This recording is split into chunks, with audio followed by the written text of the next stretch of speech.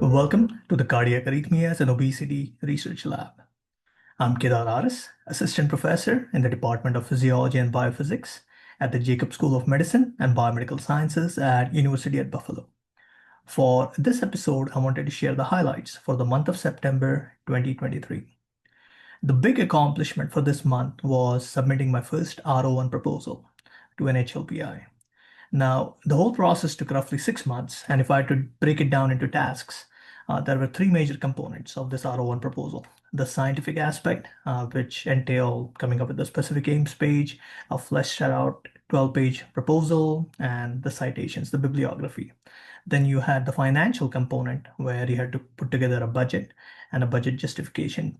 And then the final piece was the administrative documentation. That includes your biosketch, facilities, equipment information, project abstract and summary pages, and a few other pieces of documentation. Now, for someone who's writing a proposal for the first time, this can appear daunting. But fortunately, given my doctoral and postdoctoral training, I had the opportunity to work on these kind of proposals a few times, which made putting together my first R01 proposal slightly less daunting. So if I had to break it down in terms of effort, I probably spent 60 to 70% of my effort in putting together the specific aims page and the research proposal.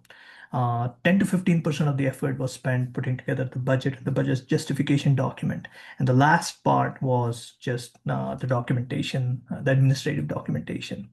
At some point over the next few weeks or months, I'll probably have a separate episode focusing on how to put together an R01 proposal in a little more detail if you're interested. But that was the major accomplishment for this month, and I feel relieved and excited that it all came together. It took a little bit of time, and at the university level, they recommend at least 2 weeks for them to crunch through the documentation before they can officially submit. So you don't want to wait until the last possible day of the submission deadline to work on the proposal.